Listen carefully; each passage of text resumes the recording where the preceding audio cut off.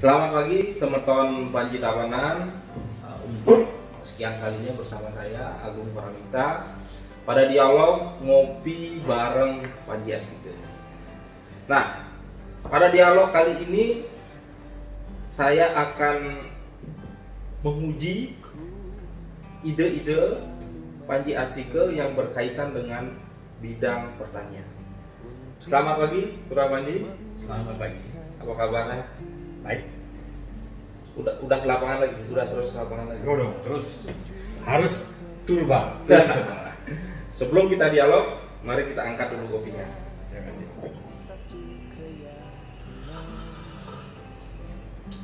Kopinya berisi ya? Ya. Surah, selama ini Tabanan kan dikenal dengan buminya lumbung padi atau lumbung padinya Bali. Jadi sektor pertanian di Tabanan memang menjadi salah satu sektor unggulan. Nah, menurut Surah Panji, bagaimana potensi dan daya dukung di Kabupaten Tabanan di bidang pertanian? Ya, baik, terima kasih. Jadi Tabanan itu sudah sangat dikenal sebagai lumbungnya Bali. Lumbung identik dengan beras.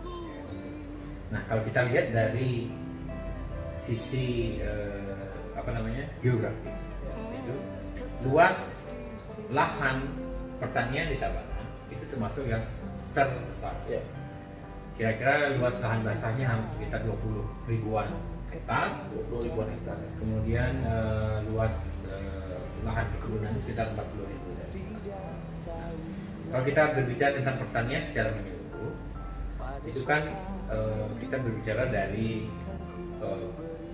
seluruh subsektor pertanian, Dari hulu ke hilir. dari hulu ke hilir. Yang pertama itu dari persiapan produksinya, Ya. kemudian produksinya itu sendiri, kemudian pasca panen, industri hilirnya dari pertanian itu, termasuk juga pertanian di sektor di hortikultura, perkebunan, ya, dan perhutanan, ya, hutan produksi. Nah, Tabanan itu melihat dari luas dari wilayah pertaniannya, tentu itu merupakan sebuah potensi yang luar biasa, yang harus kita manfaatkan secara maksimal. Nah, sekarang tergantung bagaimana kita memanfaatkan luas lahan itu agar produksi atau panen itu benar-benar optimal, benar-benar maksimal, ya. Nah, yang kedua, kalau kita lihat dari sisi geografis juga, Tabanan itu sebenarnya sangat strategis, ya kan? Karena di satu sisi Tabanan itu bersentuhan langsung atau beririsan langsung dengan metropolitan yang kita sebut sebagai Sarpagita. Nah, di Sarpagita itu industri utama di Bali itu adalah industri pariwisata. Mana pariwisata ini tentu memerlukan banyak sekali produksi-produksi dari bidang pertanian. Nah, seharusnya Tabanan ini bisa menjadi penyuplai utama Khusus produk di bidang pariwisata. untuk pariwisata itu sendiri. Kita belum berbicara dengan kebutuhan masyarakat Bali pada umumnya, kan? Itu juga sebuah pasar. Karena di industri pariwisata itu dibutuhkan juga produk-produk pertanian yang khusus, yang mungkin bisa disediakan oleh Tabanan. Itu dari sisi geografis. Kemudian dari sisi kultur pertaniannya, Tabanan itu pertaniannya sangat lengkap. Dia bisa dari pertanian yang memerlukan ketinggian 0 dpl, ya, sampai yang tertinggi sampai kira-kira hampir 1.100 meter di atas permukaan laut. Dari kelapa yang hanya bisa ditanam efektif di daerah pantai, kemudian sampai ke produk-produk pertanian yang hanya bisa ditanam di daerah tinggi seperti kopi, stroberi, vanila, dan beberapa sayur-sayuran yang sangat penting untuk industri pariwisata itu hanya bisa ditanam di tempat-tempat yang daerah yang tinggi dan punya iklim yang dingin. Jadi lengkap sekali. Kedua, kalau kita lihat dari sisi alamnya, alam Tabanan itu sangat subur. Karena apa? Karena dia merupakan daerah vulkanis, kan? Sehingga Tabanan itu punya struktur tanah yang sangat ideal untuk sebuah kota. Yang kedua, air. Nah, air Tabanan terkenal memiliki banyak sekali titik mata air yang sepanjang tahun itu tidak pernah kering. Nah, ini sebenarnya air merupakan faktor utama penunjang pertanian. Pertanian tidak hanya tanaman, juga perikanan. Ya. Perikanan juga termasuk pertanian. Sehingga dengan banyaknya air ini, kalau kita bisa manfaatkan secara baik, seharusnya di bidang perikanan pun Tabanan bisa menghasilkan produk-produk yang unggul. Air tawar, dan kemudian Tabanan juga punya pantai. Di sana juga ada perikanan air laut. Sekarang terkenal di Tabanan itu adalah penghasil lobster yang unggul. Ini harus menjadi sebuah perhatian yang khusus.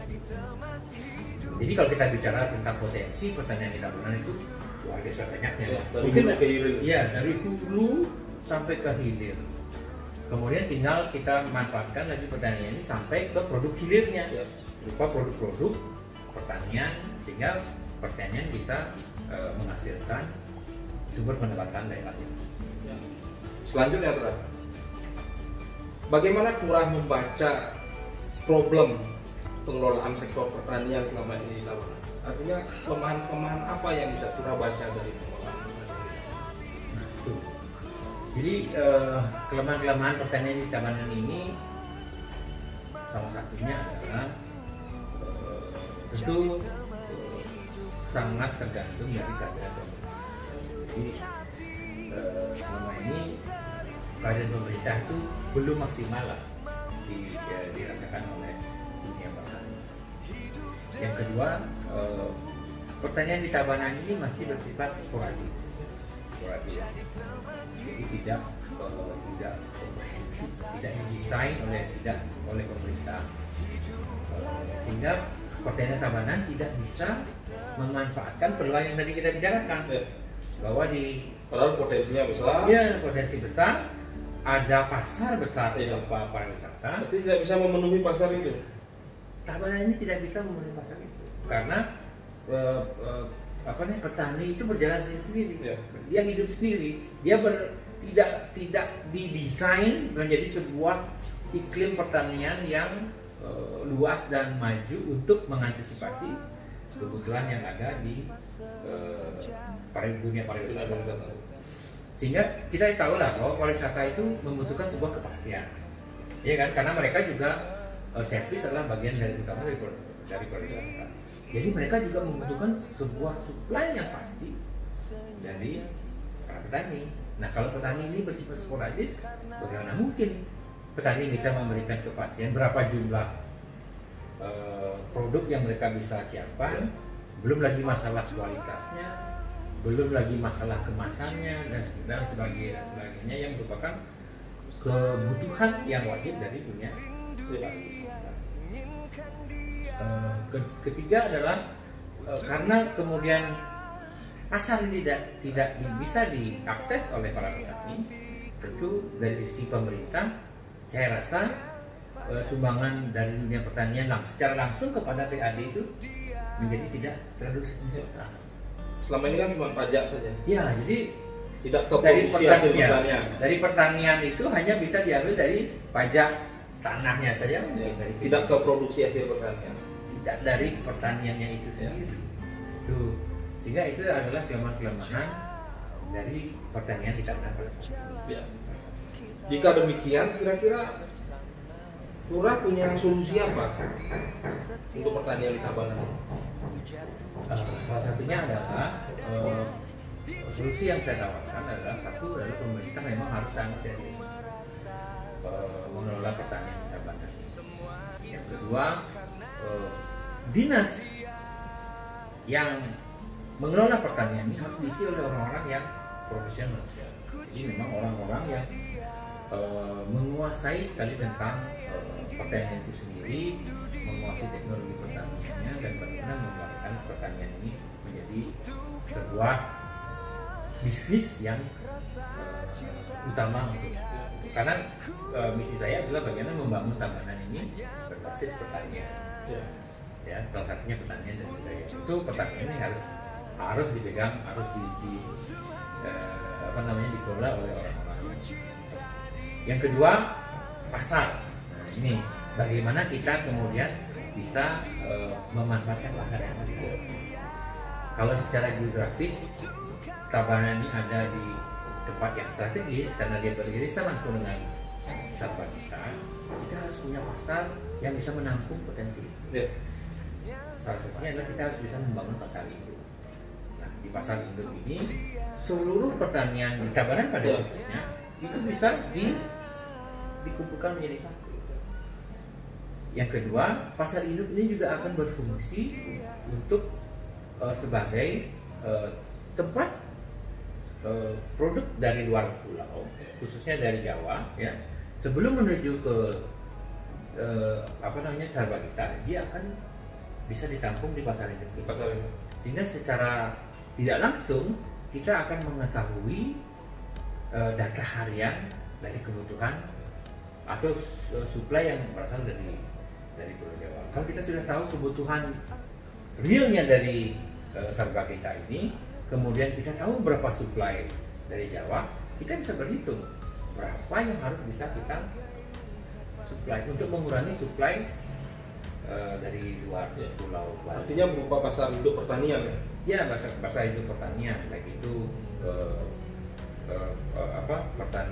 pertaniannya padi, beras, sayur, hortikultura, sampai ke perikanan dan peternakan. Semua harus masuk di dalam pasar ini.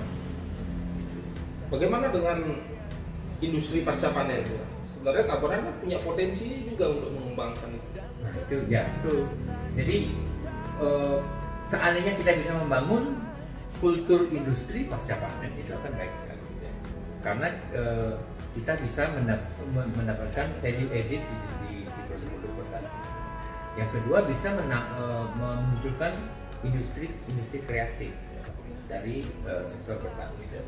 Otomatis dengan adanya industri kreatif, industri pasca panen, yang paling penting itu adalah petani akan mempunyai kepastian harga, kepastian pasar.